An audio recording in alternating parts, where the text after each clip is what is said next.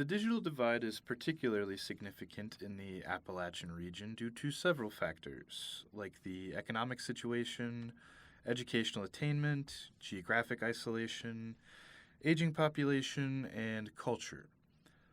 For the purposes of this video, we're going to be covering the lack of internet access in rural Appalachia through a handful of conversations and interviews with Appalachian natives. So, Josh, did you have good internet growing up?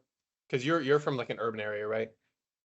Yeah, my internet was definitely pretty solid. But yeah, it's not as good as it is out in suburban areas. Yeah, for me, my internet growing up was just so bad. We couldn't get Spectrum for whatever reason. Like on my road, there was even like a main road, and we were the next side road. And just because we were the next side road, we were like in between a highway and a main road was my spot.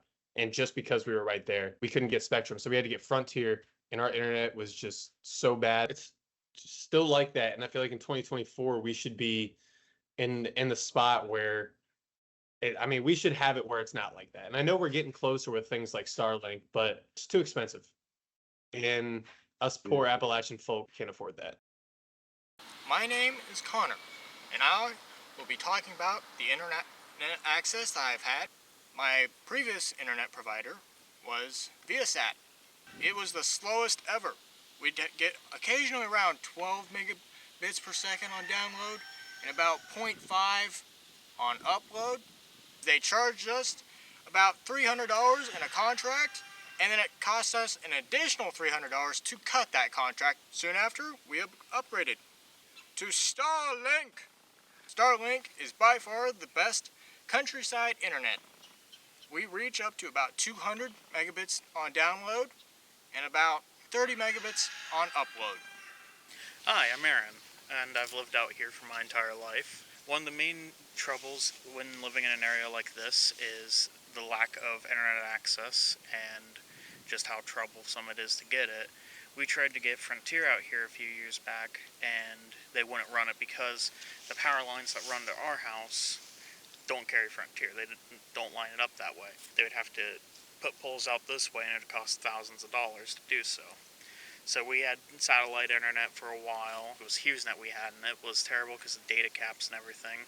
Eventually, we found Starlink, and while it is pretty great in terms of speeds and stuff, there is still issues like obstructions, trees, and stuff like that.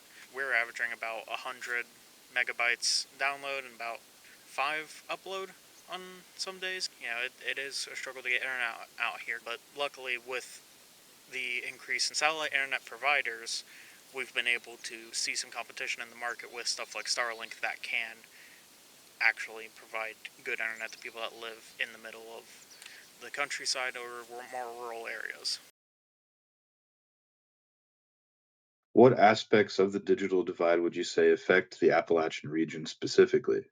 I think the lack of broadband in general is really problematic. And so COVID happened and we realized that, all these schools went online and they were able to pivot very quickly, but here they weren't.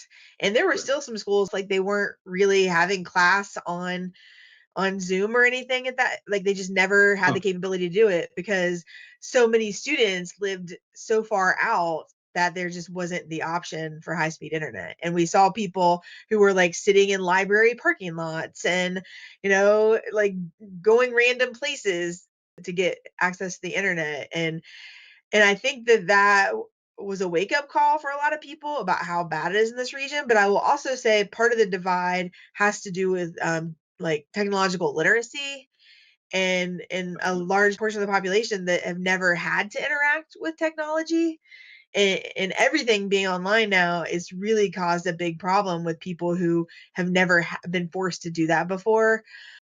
I think it's both the infrastructure isn't there and we are not, helping people stay up to speed on these kinds of things. Definitely. Yeah, it's easy for people to get left behind. Yeah. Would you suggest any other strategies in combating the digital divide in Appalachia? I think that there may not be a ton we can do about it unless people are willing to write grants to get money to convince these internet providers that they can put up a tower in our neighborhood and we would be happy for that. Starlink has helped a lot. My father-in-law is now on Starlink, and they didn't have internet at all before. So I think that's making a difference. And then the Appalachian Regional Commission, when they collect data and show like different markers, and one of their most recent measures is access to computer-like devices.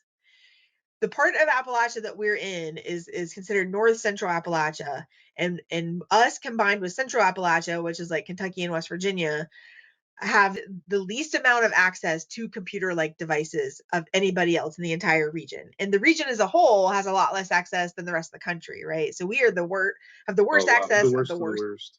Yeah. places. What do you think the long-term effects might be if these ongoing disparities in the region go unaddressed? I think it's going to really exacerbate problems that we already have. It's just going to get worse and worse. Obviously, Starlink is a good answer. It is the answer. Alright, I mean, it's the answer.